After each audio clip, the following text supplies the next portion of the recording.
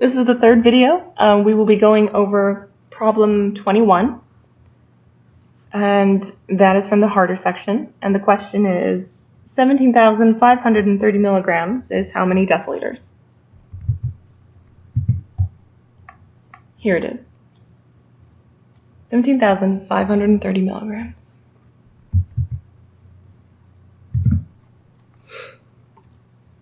Okay, so 21. Oops. Oopsie doopsie.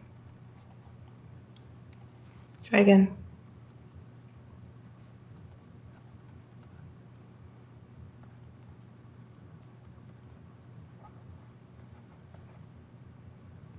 And that's milligrams is equal to how many deciliters?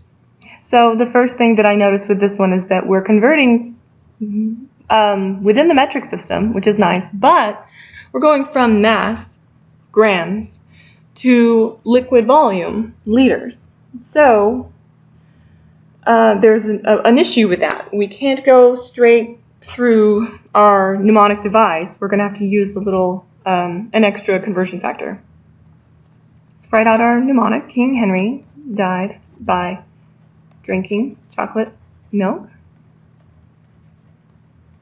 And we also have this extra conversion factor that we can use, and that is 1 gram is equal to 1 milliliter is equal to 1 cubic centimeter. And that is only with pure water. It doesn't apply to anything else.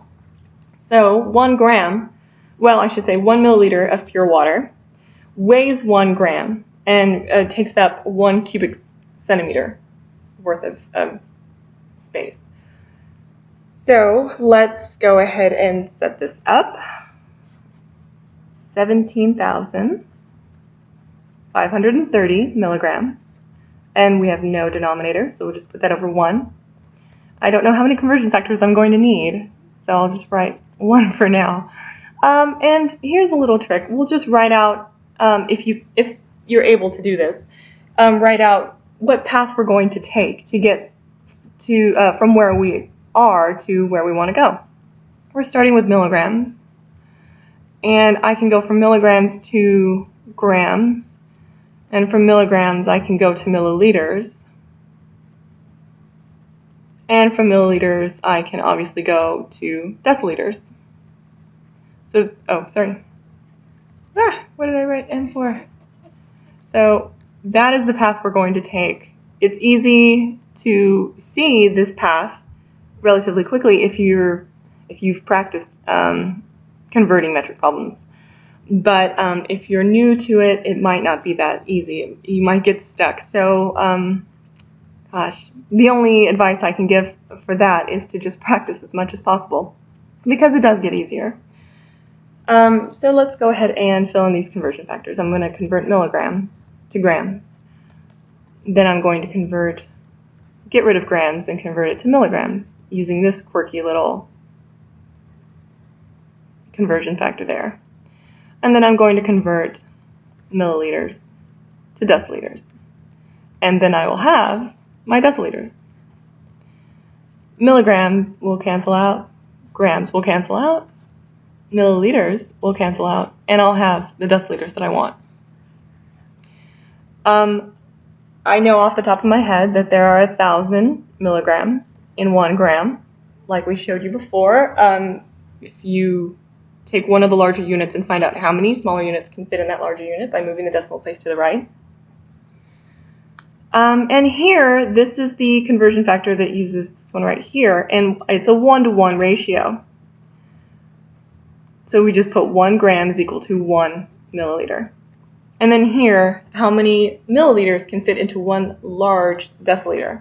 So if I have 1 deciliter, 1, 2. So there are 100 milliliters. 100 tiny milliliters in 1 larger deciliter. And that's it. It looks like everything that we don't want has been canceled out. Everything we do want has been circled. So we'll multiply across the top, multiply across the bottom, and then divide. It's going to be 17,530 divided by 1,000 times 100. Do that first. 1,000 times 100 is 100,000.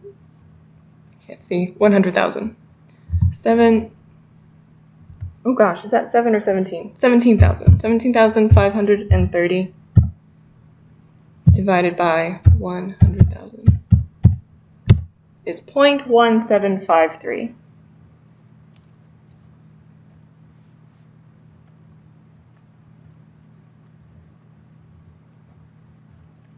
Which I believe is the answer in our answer key.